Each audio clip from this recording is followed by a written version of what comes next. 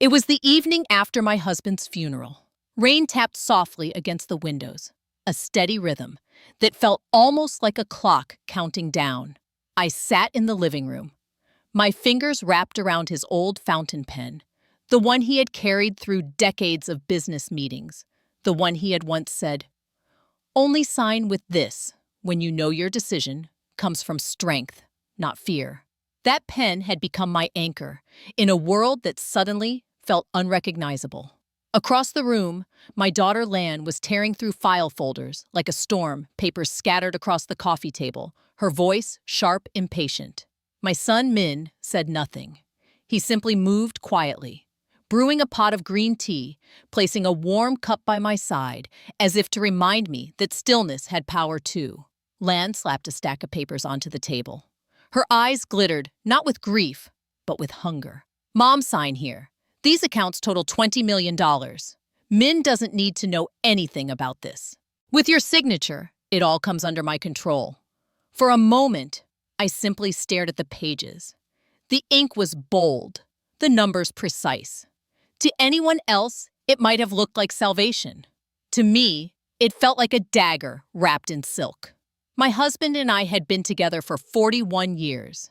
He loved chess, and he hated rushing. The greedy player, he used to say, always exposes their weakness first.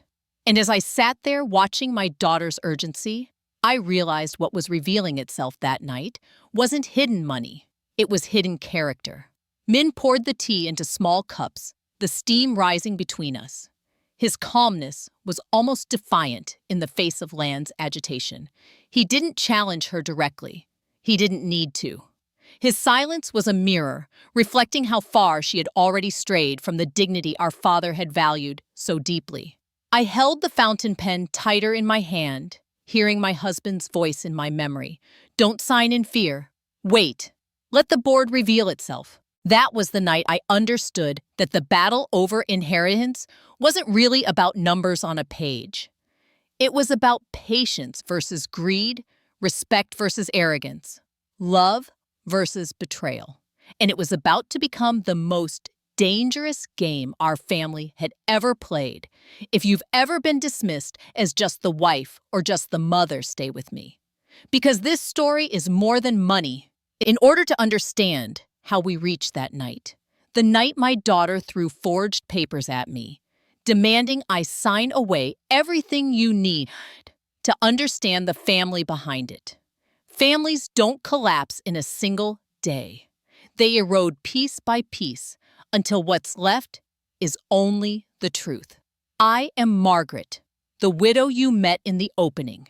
I've always been quiet, deliberate, the kind of woman who reads people's intentions in the pauses between their words.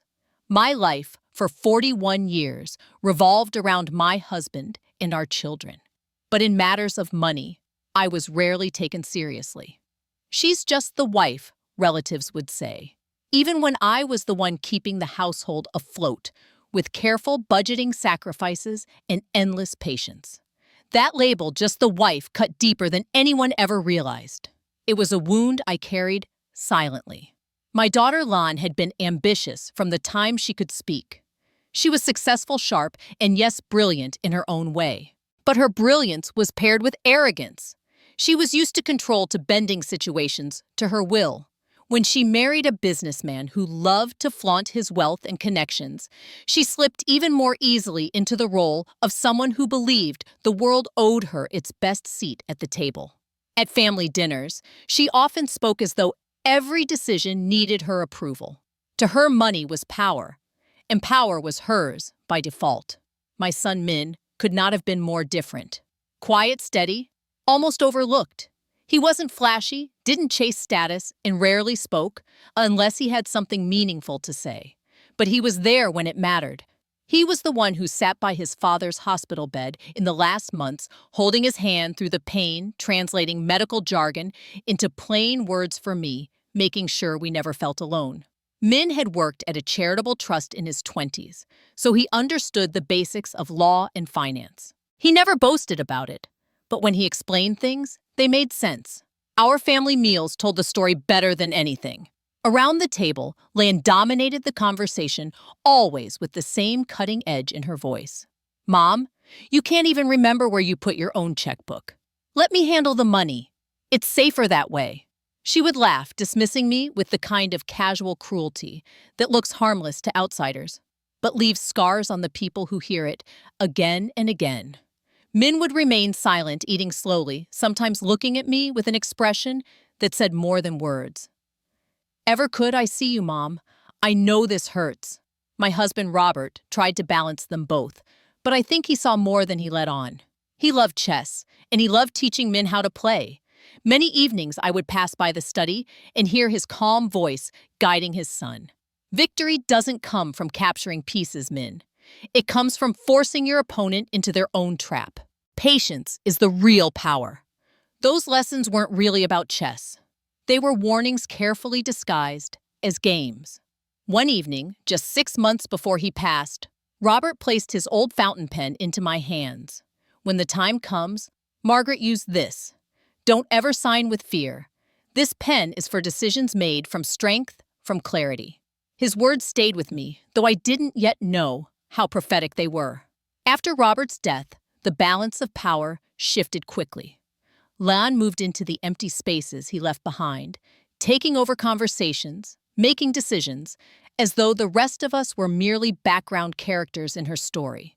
She spoke to lawyers without me, handled documents without consulting me, and began calling our house her inheritance. It was subtle at first, a signature here, a phone call there, but soon it became obvious. I was being pushed out of my own life. Min saw it too, but his approach was different. He didn't fight Lan openly. He didn't shout or argue. He simply observed, taking notes, watching her arrogance unfold. His calmness was almost unnerving, as if he were waiting for something inevitable to happen. For me, the pain was sharper. I wasn't just grieving my husband. I was grieving the way my daughter looked at me, as though I were an obstacle, a fragile relic standing in the way of what she believed she deserved. The accounts, the house, the authority that had once belonged to Robert, all of it she tried to claim as hers. And every time she did, the words, "just the wife," echoes louder in my head. What Lan didn't know, what she couldn't possibly imagine, was that Robert had seen this coming. He had spent his final months quietly preparing something far more intricate than any of us realized. The game was already in motion. The board was already set. And while Lan believed she was clever enough to win, she hadn't yet understood. The first sign that something wasn't as it seemed came late one night when I was sorting through Robert's old notebooks. Most of his entries were practical dates of meetings, reminders, scribbled calculations in his tidy handwriting. But on one page, a single word stood out, written 3 times, underlined, once Lotus. It wasn't the name of a client or a company I recognized. It was a code. My husband had been many things, but careless with words was not one of them. If he chose to write down a name, especially one he repeated, it was meant to be found. I realized then that Robert hadn't just left behind an inheritance. He had left behind instructions, disguised as breadcrumbs. The next morning, while Lan was out shopping and Min was at work, I called an old number I hadn't dialed in years. Mr. Dung, my husband's longtime attorney and business partner. He had handled Robert's affairs for decades, a man my husband trusted enough to meet off the record when something delicate needed attention. When I walked into his office, his face softened in recognition. "Margaret, I wondered when you would come." I lowered my voice. "I need to ask you something about Robert's estate, but not the version Lan believes she's managing. The real one." For a long moment, he said nothing. Then he opened a drawer and pulled out a thin folder. Inside, a document bore Robert's signature and the date 6 months before his death. It was an updated trust agreement. The wording was meticulous. Assets, accounts, property, all restructured under a clause titled Respect and Care. According to this provision, any heir who failed to treat me with dignity after Robert's death would see their inheritance revoked, redirected elsewhere. The beneficiary, however, wasn't named in the portion I was allowed to see. That Mr. Dung explained, was sealed until the right time. Robert wanted to protect you, he said. He was afraid of entitlement becoming cruelty. His exact words were, I trust Margaret to wait. Patience will give her everything she needs. Patience. The word echoed like a bell in my mind.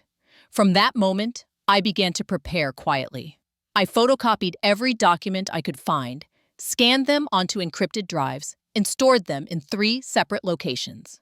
I began recording conversations, not because I wanted to, but because I knew one day Lan's words would be my shield. When she belittled me at dinner, I kept my face neutral, while my phone in my apron pocket captured every syllable.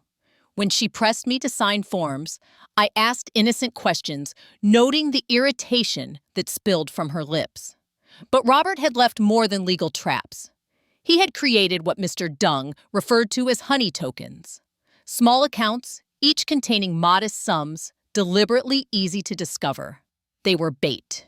Every login attempt was logged, every access traced. The moment Lan tried to move, those funds' alarms would sound quietly within the banking system, proving her intent before she even realized she had walked into a net. I almost felt guilty. Almost. But then I remembered the way she had said, "You're just the wife. You never understood money. If she wanted to gamble with greed, let her play." Robert had already arranged the board. Still preparing in secret took a toll. There were nights when I lay awake staring at the ceiling, questioning myself. Was I becoming cold, calculating, like the daughter I no longer recognized? Or was I finally becoming what Robert had always hoped, someone strong enough to defend herself? One night, Minh came to check on me.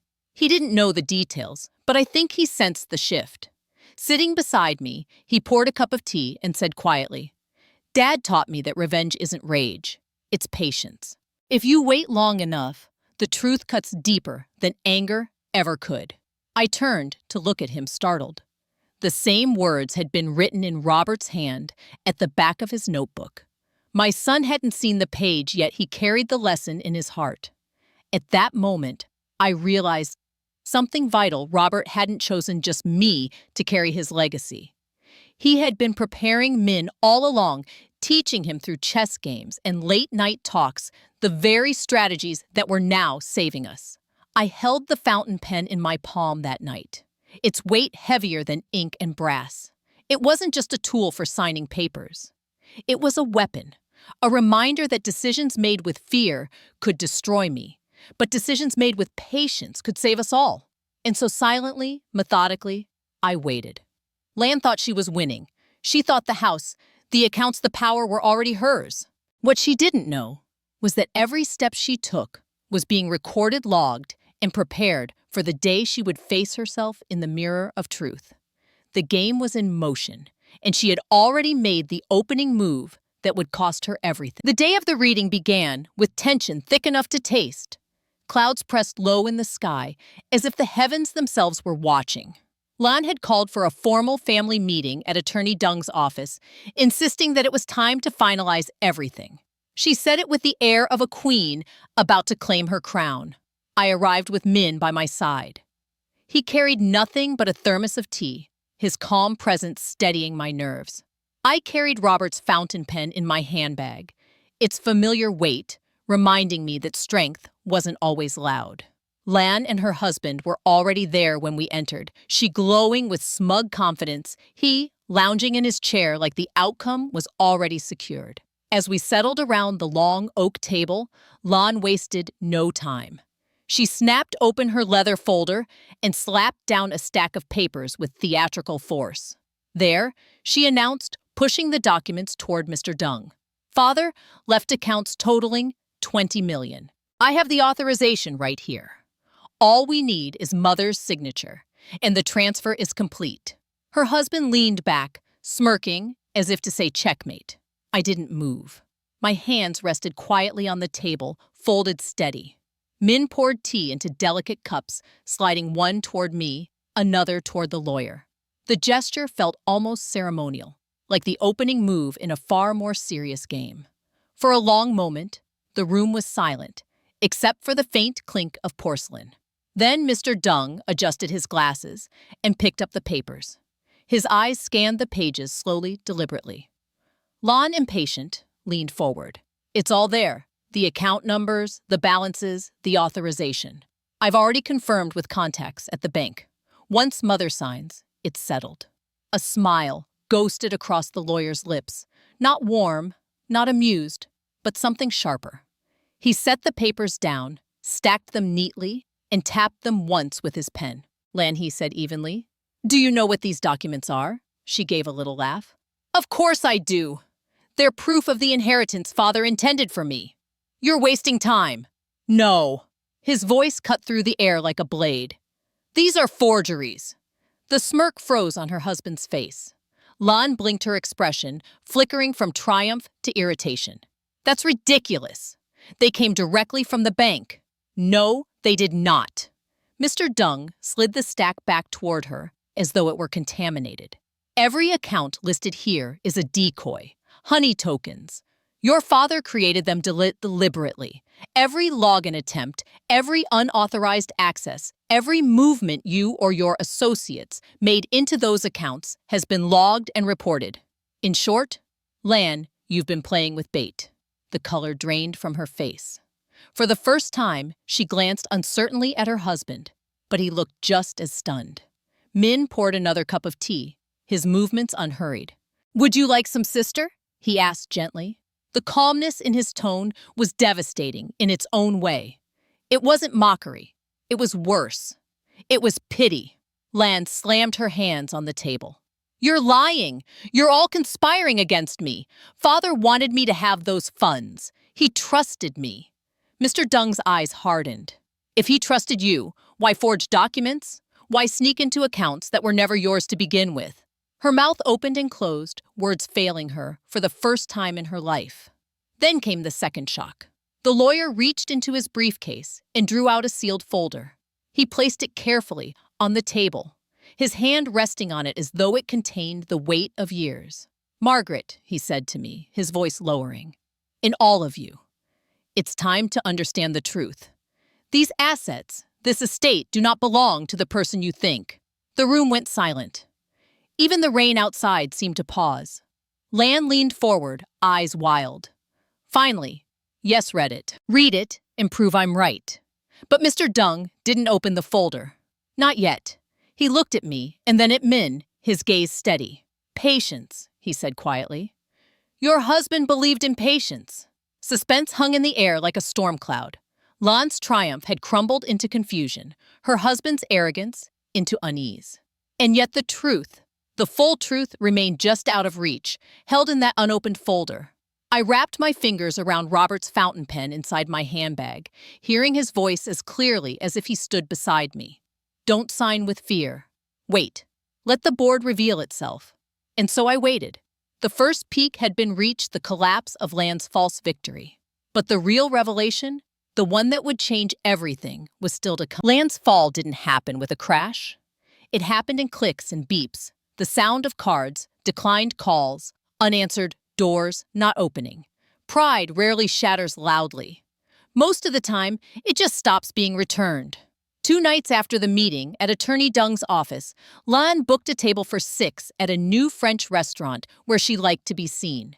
She arrived in a white dress that photographed, well, her husband at her side, friends in tow, people who hovered around her orbit like satellites, warmed by the glow of her perceived power.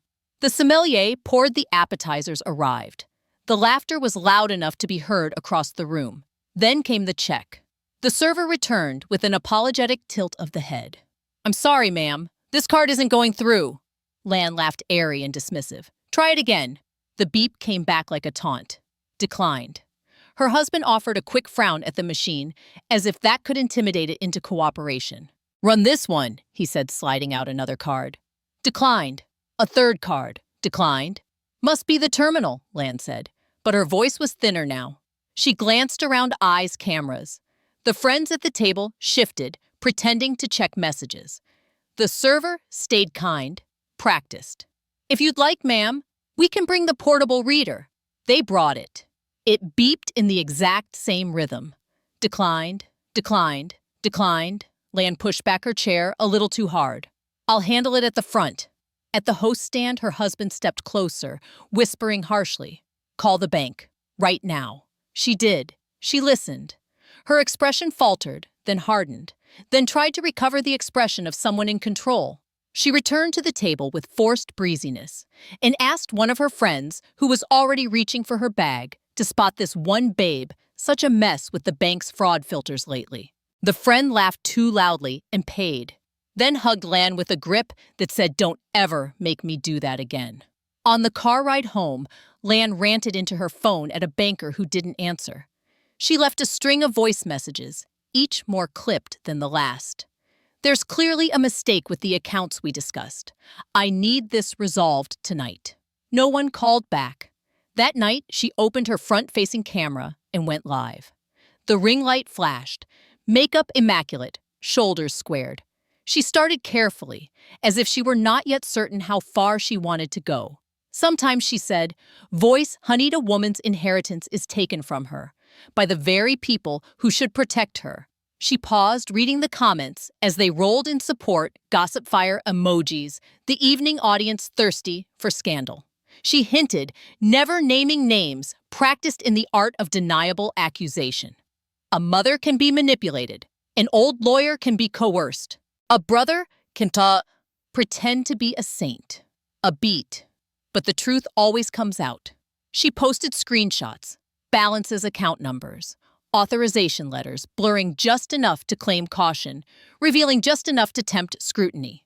The internet did what the internet does.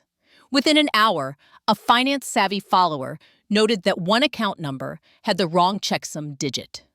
Another noticed the mismatch in the bank's watermarking pattern.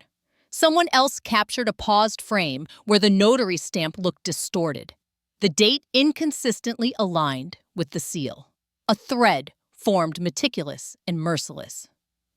"These docs look fake." Then came the split-screen duets, people reading her words out loud and overlaying red circles on obvious errors.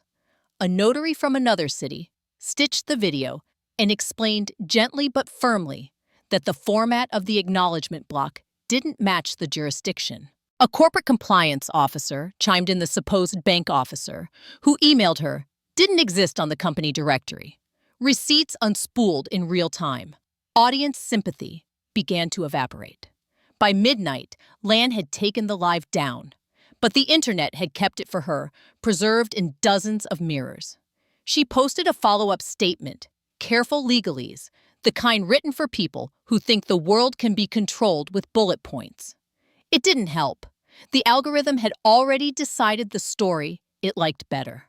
The next morning, her phone started ringing back. But not with bankers and friends, with corporate counsel, compliance departments, journalists asking for comment, and silence from the people who used to text unprompted. By noon, a partner company put their strategic collaboration with her husband's firm on pause, pending internal review. Then another, polite emails with everything but the truth. "You've become a risk." The day after that, the group chat of friends that used to respond in seconds took hours. Availabilities became maybe next week. Brunch became, "we'll see." The tone had changed from orbiting warmth to outer space chill. Humiliation came in smaller scenes, too, ones the internet didn't get to watch. Lan had already scheduled contractors to remodel the kitchen in our family house, imagining marble where there had been wood, brass where there had been brushed steel. She arrived with coffee for the crew and a clipboard. She liked the performance of command names, checked tasks, assigned pens flicked. She walked them to the gate as if ushering in a victorious parade. The security guard glanced at the list, then up at Lan, then back down. "I'm sorry, ma'am. We don't have authorization to let this crew in." Lan blinked. "What do you mean?" "This is my residence." The guard's voice remained neutral. He had practiced calm in the face of people who believed rules were for others. Ownership and access must be confirmed by the legal title holder. According to the system, he tapped the tablet that would be Mrs. Margaret, and I have no temporary access request on file. My mother Lan said the word tight. "Yes, ma'am, call her," she said quickly. "She'll approve. I don't have an authorization request to call on your behalf." Her husband stepped forward. This is absurd. We live here. The guard didn't comment. The rules weren't emotional for him. They were lines on a screen. If Mrs. Margaret confirms we can proceed. Lon dialed me. I saw her name. I let it ring. I called the guard instead. No contractors today, I said gently. Not without my written approval. He nodded, listening. Understood, ma'am? Lan's crew waited shuffling, slightly sipping coffee that was getting cold. The street felt suddenly very public. A neighbor passed by with a dog and tried not to look, then looked twice. Lan's voice rose, not yelling, but heated enough to carry. This is harassment. It's procedure, the guard replied, not unkindly. In the end, the crew left with their coffee. Lon stood at the gate after the truck pulled away, watching the dust lift and settle. For the first time, she looked unsure of where to place her hands. Minh said nothing about it. He didn't crow or gloat. He met me that afternoon at the bank, held the door, guided me to the right desk. The banker recognized me by name, with respect. Mrs. Margaret, we've prepared the standard documentation you requested. We'll add alerts on any attempted changes initiated without your explicit consent. Minh sipped his tea from the thermos he carried everywhere. He turned to me, and only then to Lan's husband, who had followed at a distance, red-faced and eager to listen. Minh's voice never rose. The more she rushes, he said softly, the more the system records everything. That one sentence landed like a verdict. Not dramatic, not even loud, just unarguable. Lan tried new routes. She called our aunt to lobby me. The aunt called and began with kindness, with the softness of family. Lan says she's hurt, dear, that you're letting the lawyer divide you. I'm protecting what your brother wanted, I answered. My voice surprised me. It sounded older and newer at once. You can love someone and still stop them from burning down your house. When the aunt passed the message along, Lan stopped asking relatives to intervene. Pride hates to hear itself described accurately. Her husband, once so ready with the smirk, grew quiet, then tactical, then absent. He started spending late nights at the office that couldn't bill him out of reputation risk, on phone calls that sounded weary. The deal pipeline slowed to a drip. The firm's compliance team asked for memos on internal control improvements. It's astonishing how fast influence reverses when someone becomes a headline others fear. At home, Lan's words sharpened. She spoke of betrayal, of motherhood, of duty. She listed everything she had ever done for me, counting it like an invoice. She called me ungrateful, then called me a fool, then called me at 2 a.m. with a version of tenderness that never quite landed. I'm trying to keep this family together, she said. I am the only adult in this room. I didn't argue. I let silence be the wall she could crash against without breaking me. In quieter hours, I sometimes wondered if I had failed her, if there were a time years back when a different word, a different boundary, might have softened the edge that had slowly become her entire self. But regret is a story that flatters the past. We had all made our choices in a series of small steps. This was simply where they had led. The real sting for Lan came not just from money, but from audience. She had built an identity so public that private consequence felt like exile. When partners paused engagements for prudence, when friends stopped posting the dinners where she paid, when the company PR firm stopped returning her emails because we're reassessing messaging, she realized that her reflection was not a face, but a feed. Meanwhile, Minh kept showing up in ways the internet doesn't measure. He checked in on the house repairs that actually needed doing, roof tiles, a stubborn window track, and paid the electrician fairly and on time. He set up a simple shared calendar with me for appointments and added notes in a clean, readable font. He brewed tea and filled the thermos before we left for meetings. He never once said, "I told you so." There were a few more humiliations, inevitable and mundane. A luxury spa called to reconfirm your VIP package, Miss Lan, and then apologized for a temporary billing verification. Let's reschedule soon. They never called back. A charity gala she once chaired quietly moved her name from host committee to friend. She noticed. The brochure was the wrong size to hide in her purse. A week after the debacle at Attorney Dung's office, Lon came to our house with a contractor again, this time bringing vouchers of proof that she had paid retainers before Dad passed, that she had plans. Surely he would have approved. The guard checked. The system didn't recognize the retainer. The date on the receipt was 2 months after the funeral. "Please step aside, ma'am," the guard said when she tried to walk through anyway. His politeness had the precision of a line drawn. She didn't push him. She just stood there, mouth set, eyes bright with anger that had nowhere to go. Eventually, she left. It is a hard thing for a person who is used to moving forward by sheer momentum to discover that momentum does not open gates. That night alone in my room, I took out the fountain pen in the small notebook where Robert had once drafted ideas for a future he would not live to see. The word lotus appeared in several places, circled softly like a secret he was proud of, not for its cleverness, but for the shelter it might one day provide us. He had not built a labyrinth to trap his daughter. He had built a wall to prevent her from harming herself beyond repair. Whether she would learn from it was no longer a question I could answer for her. Lan's live stream stopped. Her posts turned into quotes about resilience and rising that tried very hard not to sound like falling. The comments still loved her, some of them. But love on a screen is a tide. It goes out. In the weeks that followed, Attorney Dung moved quietly. Banks confirmed what needed confirming. Systems stamped what needed stamping. The honey tokens did the quiet work they were designed to do, log timestamp preserve. No drama, just evidence. Minh and I returned to the bank one more time. He waited with me while they printed documents.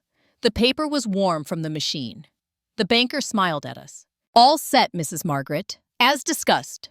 Outside on the steps, the afternoon sun found us for the first time in days. Minh handed me the thermos. I took a sip. The tea had kept its heat impossible without attention. He glanced at me, gentle, unjudging. "She'll try again," he said. It wasn't a warning. It was a simple fact. I know I answered. The fountain pen lay in my bag, quiet and steady as a pulse. "But the game is almost over." Minh nodded. "Not the game," he said. "Just this opening." We stood there together, looking out at a city full of rooms where people believed they could bend truth with pressure. It always works until it doesn't. That evening, Lan texted a single line, "You think you've won because of a technicality." I typed and erased 3 replies. In the end, I sent nothing. The truth needed no defense from me. The next day, Attorney Dung called. His voice was measured, professional. A man who understood that words carry weight before they carry meaning. "Margaret," he said, "it's time." "For what?" "For the part she didn't see coming." I exhaled steady. "Then let's finish what Robert started." Lan's unraveling had stripped away the noise, the performance, the shortcuts, the audience. What was left was a mirror. She could look or turn away. Either way, the reflection would remain. And somewhere just past sunset, the sealed folder on Attorney Dung's desk waited not as a hammer, but as a door. It didn't merely deny. It named. The first peak had passed. The fall was in progress. And the truth, Lan was not the kind of person who surrendered quietly. Humiliation had stung, but humiliation alone would never be enough to stop her. If anything, it fueled her. A week after the contractors were turned away at the gate, she struck back. It started with threats of litigation. A courier arrived at my door, handing me a thick envelope marked with her new lawyer's letterhead. Inside were demands written in the sharp tone of intimidation accusations, of undue influence, claims that I was withholding rightful inheritance, assertions that Attorney Dung had manipulated the estate for his own gain. Attached were scans of what Lan described as an earlier draft of Robert's will. The text was blurred. The notary seal smudged the dates, just a little too convenient. To anyone with fresh grief and no legal experience, it might have looked convincing. But to me, having seen the real documents, having felt the deliberate hand of my husband's planning, it looked like desperation disguised as legitimacy. Still seeing Robert's name at the bottom of a page I hadn't read before sent a cold ache through me. What if he had considered something different? What if in some version of reality he had meant for Lan to inherit more? Doubt is a poison that seeps in silently, and I found myself staring at the blurred text longer than I should have. Then came the visit I wasn't expecting. One afternoon, as rain streaked the windows, the doorbell rang. When I opened it, a woman stood there in pearls and perfume, Lan's mother-in-law. A woman who had never once visited me before, now suddenly in my living room, settling herself into a chair as though she owned it. "Margaret," she began, crossing one leg elegantly over the other. "We need to talk, woman to woman. All this noise, all this public spectacle, it doesn't serve anyone, especially not your husband's legacy." Her words were wrapped in sugar, but every syllable dripped with poison. She leaned in, lowering her voice. "We both know Robert wasn't perfect. There were irregularities. Financial matters better left unexamined. If those came to light, his reputation, your family's reputation, could be irreparably damaged. The implication was clear. Accept a settlement or watch my husband's name be dragged through the mud." She slid a folded document across the table. $2 million. That was her offer. Enough, she said, to make all this unpleasantness go away. I stared at the number, my pulse hammering. 2 million wasn't a small sum. To someone already weary from grief and conflict, it could look like mercy. But in that moment, it felt like an eraser. An eraser meant to wipe out 41 years of Robert's integrity, my own dignity, and the truth of everything we had built. When she left, her perfume lingered in the air like a curse. That night I couldn't sleep. The whispers of doubt echoed louder than ever. What if she was right? What if Robert had hidden something from me? What if the man I trusted had left behind shadows I could never clear? I rose in the middle of the night and opened the safe. Inside was the fountain pen, the deed, and something I hadn't noticed before, a sealed envelope in Robert's handwriting. My name. With trembling fingers, I opened it.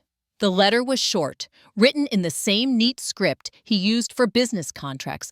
"Margaret, if they try to frighten you with greed, let their own greed consume them. Don't defend me with fear. Defend me with patience. The truth does not need force. It only needs time. P.S. Lotus. Lotus." Again, the code word he had left for me, the symbol of his hidden planning. My eyes blurred with tears. He had known. He had known exactly the kind of war our family would face after his death, and he had left me this compass, not instructions, but trust. Still, the war wore me down. The next day, I met with Attorney Dung again. He looked calm, resolute, but I could barely hear his words. All I could hear were the threats, the whispers, the doubts. All I could see was Lan's face when she had once been a child, laughing in the garden, running to me with scraped knees. Was I truly ready to destroy my daughter? The lawyer placed another letter in front of me, a private agreement prepared by Lan's team. If I signed, the matter would be closed quietly. I would receive $2 million. She would walk away with the rest, and no one would ever need to know about the forgery, the fraud, the betrayal. My hands shook as I reached into my bag. The fountain pen was there waiting. For a terrifying moment, I imagined myself uncapping it, signing my name, ending the conflict in one stroke. Peace at a price. That was when Minh spoke. He had been silent the whole meeting, sitting just behind me, his presence a quiet reassurance. But when he saw my hand move toward the page, he leaned forward. His voice was steady, soft, but it cut through the fog in my mind like lightning. "Mom," he said, "you don't sign with fear. You sign with strength. Dad gave you that pen for a reason. Don't use it now. Not like this." I froze. His words hit the deepest part of me. It was as if Robert himself was in the room, speaking through our son. I set the pen down. Slowly, deliberately, I pushed the agreement back across the table. Lan's lawyer frowned. "You realize this will only escalate things?" "Yes," I said, my voice stronger than it had been in weeks. "And so will the truth." When we left the office, Minh placed the thermos of tea in my hands. The warmth seeped into me, steadying my breath. That night, as I sat alone in the quiet, I realized This was the lowest point, the dark night before dawn. I had nearly betrayed myself, nearly betrayed Robert's trust, nearly signed away, not just money, but dignity. But I hadn't, because my son reminded me of who I was, and because Robert had left me more than wealth. He had left me a map. The battle wasn't over. But for the first time, I believed I could. The day of the official hearing arrived with a strange stillness in the air. I woke before dawn, unable to sleep, and sat at the kitchen table with Robert's fountain pen in my hand. The weight of it grounded me. This wasn't just about money anymore. It was about truth, about legacy, about ensuring that Robert's foresight and patience were honored. When Minh and I arrived at Attorney Dung's office, the atmosphere was very different from our previous meetings. This time, it wasn't just a private gathering. Representatives from the court were present. 2 clerks arranged files, ensuring every page was accounted for. The room carried the gravity of official record. Lan entered with her husband and her attorney, chin tilted high as though the past weeks of humiliation had never happened. But there was a nervous flicker in her eyes, a twitch in her fingers as she smoothed her skirt. Pride was her armor, and it was cracking. We all sat. The clerks pressed recorders. The cameras blinked to life. Attorney Dung cleared his throat, unfolded the sealed folder that had waited on his desk for months, and began. This is the final testament in trust of Mr. Robert Tran, signed and notarized 6 months before his death. It supersedes all prior versions. Lan's lawyer interrupted almost immediately. We have a draft will that suggests otherwise. My client Dung raised a hand, his tone polite but firm. That so-called draft has already been reviewed. It is a forgery. The document was traced back to a commercial service specializing in fabricated legal forms. Metadata from the file confirms it was generated after Mr. Roberts' passing. It holds no legal weight. The clerk confirmed this with a nod, placing a printed report into the record. Lan's jaw tightened. Her husband shifted uncomfortably. Dung continued, his voice steady. Per the valid trust, the primary residence, including all furnishings, remains with Mrs. Margaret. She is also entitled to 30% of the liquid assets for her sole use, with full rights of veto over major financial decisions concerning the family trust. I inhaled slowly, steadying myself. It wasn't just about retaining a house. It was about being recognized, not as an afterthought, not as just the wife, but as someone entrusted with authority. 70% of financial assets, Dung went on, totaling approximately $20 million, are placed under a family trust. The trustee and primary beneficiary is named as Mr. Minh Tran. The words hung in the air like a bell. Lan gasped a sound halfway between disbelief and rage. What him? He's done nothing. I've managed this family's finances for years. Dung didn't flinch. This decision was not arbitrary. Mr. Robert provided extensive documentation to support his choice. Medical logs show that Minh managed hospital appointments, obtained medical power of attorney, and was present for over 80% of his father's treatments during the final months. Security footage confirms his nightly visits. Financial records demonstrate he coordinated payments without error. In contrast, he turned a page. Ms. Lan was present on fewer than 5 occasions, none exceeding 20 minutes. On multiple visits, she left early for social events.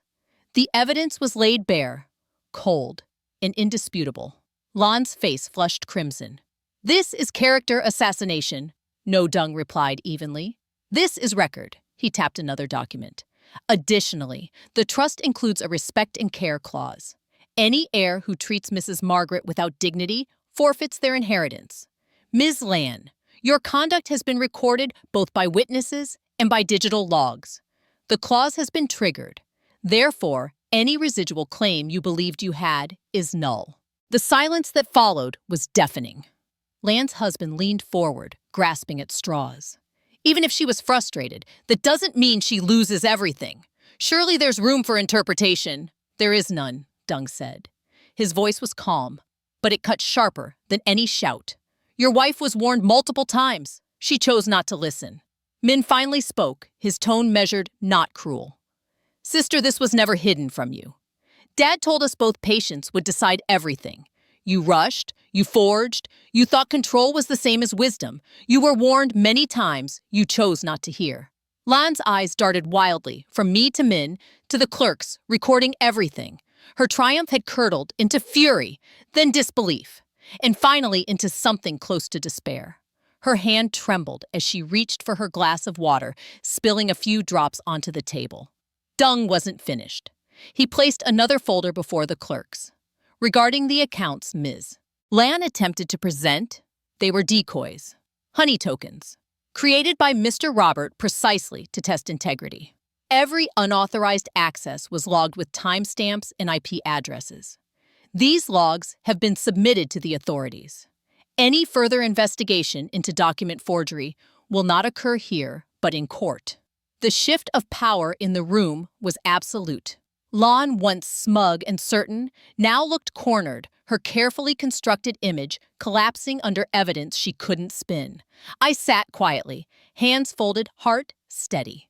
For years I had been dismissed, patronized, told to stay out of financial matters, but in this moment, silence wasn't weakness. Silence was power. Minh didn't gloat, he didn't smile or mock. He only leaned back, his voice low and calm. It didn't have to be this way, sister. You chose the path yourself. Lan's voice cracked raw and thin. This isn't fair. Minh shook his head slowly. Fairness had nothing to do with it. It was respect. And you gambled that away. The room stayed still for a long time. Finally, Dung gathered the papers, closed the folder, and said, "This concludes the reading. The matter is settled." As the clerk switched off the recorders, Lan buried her face in her hands. Her husband stared blankly, already calculating what this loss would mean for him. The empire they thought they would inherit had dissolved into nothing but consequences. I rose, taking Robert's fountain pen from my bag, holding it lightly between my fingers. I didn't need to sign anything that day, but the pen was there, a reminder not of what I had almost lost, but of what I had finally reclaimed. Robert's game was over, and he had won. But so had I. Not through anger, not through force, through patience, through endurance, through the quiet certainty that truth always finds its way to the surface. Lan had entered the room believing herself a queen. She left it, realizing she had been a pawn all along, one who mistook greed for strategy and arrogance for strength. And as I walked out of that office with Minh beside me, I finally understood the real legacy Robert had left was not $20 million. It was the lesson that patience, respect, and dignity outlast even betrayal. For years, I had lost in the noise. I lost in the raised voices at the dinner table, where Lan's sharp opinions drowned out my quieter ones. I lost in the phone calls where decisions were made without me. I lost in the way friends and relatives would nod at my husband and children, but glance past me as though my role was invisible. I lost not because I was wrong, but because I was silent, in a world that only seemed to value loudness. But in the last 3 months, silence became my weapon. I didn't shout. I didn't argue. I didn't fight my daughter's arrogance with equal arrogance. Instead, I let time gather the evidence. I let her own words, her own impatience, her own greed speak louder than anything I could have said. And in the end, it wasn't my voice that won. It was my stillness. That is the paradox people rarely understand. Silence is not weakness. Sometimes silence is strategy. As I looked back on everything, the motel room where I almost lost hope, the forged papers, the humiliations, the threats, I realized something profound. Money never made Lan greedy. Money only revealed how greedy she already was. Wealth is not a creator of character. It is a magnifier. $20 million did not turn my daughter into someone willing to betray her own mother. It simply exposed that the seeds had always been there. Entitlement, arrogance, the belief that she was the smartest person in the room. Robert used to say that greed is the easiest opponent to defeat because it always overplays its hand. Watching Lan, I finally understood what he meant. She wasn't undone by my strength or even by Minh's calm intelligence. She was undone by her own certainty that she could never be caught. That is the tragedy of arrogance. It blinds you to the possibility of failure. In those quiet nights, when doubt gnawed at me, I wondered if I was a bad mother for letting this play out, for not rushing in to protect land from herself. But the truth is, she never wanted protection. She wanted control. And sometimes the most painful act of love is allowing someone to face the consequences of their choices. I grieved not only for my husband, but for the daughter. I used to know the girl who once ran into my arms after school.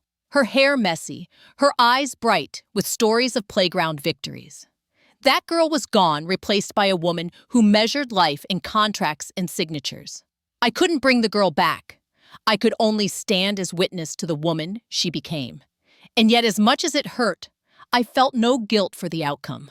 Because this was never my punishment. This was her self-destruction. If there is one truth I will carry with me for the rest of my days, it is this: greed always destroys itself, especially when it believes it is the smartest voice in the room. That is why Robert designed his trap so carefully. He didn't just want to protect me from being stolen from. He wanted to show Lon, to show anyone who came after us, that strategy beats noise, patience beats arrogance, and dignity beats greed. I lost for years in the noise. But I won in silence, because silence gave the truth enough space to speak for itself. And when the truth finally spoke, it was deafening. The story did not end with the court's declaration, or even with land's collapse. Families don't close like books. They ripple forward, carrying scars, lessons, and symbols that travel into the hands of the next generation. For me, the symbol was simple: Robert's fountain pen. It had sat in my handbag for months, heavy with history, waiting for the moment it would be needed. And now that the storm had passed, I realized its purpose was no longer mine alone. One evening, as Minh and I reviewed documents for the new family trust, I placed the pen on the table between us. "This," I said, "belongs to you now." He looked at it quietly, understanding without words. "You'll be signing decisions that shape not just accounts," I continued, "but legacies. Use it the way your father meant it to be used, not with fear, not with haste, but with clarity." Minh picked it up, uncapped it, and signed his first decision as trustee of the Lotus Trust, the creation of a new foundation, one that would outlive both of us. We called it the Lotus Care Foundation. Its mission was clear: to protect elderly parents from financial exploitation, to provide legal aid for families fractured by greed, and to ensure that dignity remained a right, not a privilege. Minh designed its charter himself, precise and elegant. One rule stood out, bold and unique: any expenditure over $50,000 required not just financial documentation, but an accompanying ethics note, a statement of why the expense mattered, what values it served, and how it aligned with the foundation's mission. Money, Minh explained, should never move without conscience. The ethics note will remind whoever sits in this chair after me that wealth is not just numbers, it's choices. I nodded, feeling Robert's spirit in the room. It was exactly the kind of safeguard he would have admired: practical, quiet, impossible to manipulate without exposing intent. But the fountain pen wasn't the only symbol we preserved. From Robert's notebook, the page where he had scrawled the word Lotus became our seed. I made copies of his final letter, sealed them in envelopes, and marked each with the words, "To be opened at 18, one for each grandchild." "They need to know," I said softly. "Not just what happened, but why it happened. Not the scandal, but the lesson." Minh agreed. "It's not about inheritance. It's about guardrails. They deserve to inherit protection from our mistakes, not just money." And so the Lotus became more than a code. It became a covenant. A reminder for the generations to come that every choice carries a shadow. And greed, once unleashed, consumes more than wealth, it consumes trust. Before sealing the envelopes, I added my own note to each one. "Don't let anyone tell you mother is just a mother. Don't let greed be your compass. Family is not defined by who shouts loudest, but by who protects in silence. When your turn comes to hold the pen, hold it with patience." As the foundation grew, Minh took his role with humility. He didn't boast. He didn't flaunt his authority. He treated it as stewardship, not ownership. When proposals came in, he weighed them carefully, asking the same question Robert once whispered over a chessboard. Does this move strengthen or does it expose? I watched him sign his name to projects that mattered. Legal clinics for seniors tricked by their children into signing away homes. Financial literacy programs for parents who had been excluded from serious discussions. Advocacy campaigns that changed laws to punish elder exploitation more severely. Each time he signed a fountain pen, glided across the page, writing not just ink, but intention. And in those moments, I felt peace. The family name would not be remembered for scandal, nor for a daughter's betrayal. It would be remembered for a son's steadiness, a mother's patience, and a father's foresight. One evening, I gathered the grandchildren in the living room. They were still young, too young to understand the storm that had passed over us, but they deserved to hear the seed of truth spoken plainly. Listen to me, I told them, because one day you will hear whispers about money, about inheritance, about what your mother or uncle did or didn't do. But this is what you must carry with you. Greed destroys itself. Always. Especially when it thinks it's clever. And real love isn't in the noise. It's in the quiet protection that waits patiently until it is needed. They nodded, half understanding, half curious. Someday when they opened their sealed envelopes, the rest would make sense. For now, the torch had been passed. The fountain pen sat in Min's hand. The Lotus Trust was alive. The letters waited patiently for the next generation to read them. And I, no longer just a wife, no longer just a mother dismissed at the table, was finally at peace with the legacy we had built. The house was quiet again. Not the heavy silence of grief, but the gentle kind that comes after storms have passed. In the kitchen, the kettle whistled softly, steam curling into the lamplight. Min poured jasmine tea into 2 cups, the fragrance of lotus drifting through the room like memory. I sat at the table, my eyes drawn to the photograph of Robert on the wall. His familiar smile, his steady gaze. For the first time in months, I allowed myself to whisper to him, "You won, Robert. You won the last game of chess." I imagined him chuckling, the way he used to, when he knew a strategy had played out exactly as planned. But I also imagined the sadness in his eyes for the daughter we had lost, for the family, fractured not by strangers, but by its own hands. Lan hadn't come by in weeks. Her silence was not peace, but distance. Somewhere she was sitting with her anger, her pride, and perhaps her shame. Whether it would soften into regret or harden into resentment was something only time could decide. And so the question lingered. If you were me, if you were the mother who had been betrayed, the wife who had been underestimated, the woman who had finally found her voice, would you forgive her? Forgiveness is not a signature on a page. It's a risk, a reopening of the wound. To forgive would mean giving her another chance to betray me, to dismiss me, to wound me again. But to refuse forgiveness, was that strength? Or was it another kind of prison I don't know yet? Perhaps that is the truth I want to leave with you tonight. Justice can be won, but peace is a different battle. So let me ask you, yes, you who have listened to my story, if you were me, would you forgive Lan? Comment yes or no and tell me why. And if this story has touched something inside you, follow this channel for the next chapter, when the apology comes too late, the price of pride. Because in families, the game never really ends. The pieces just move into new positions.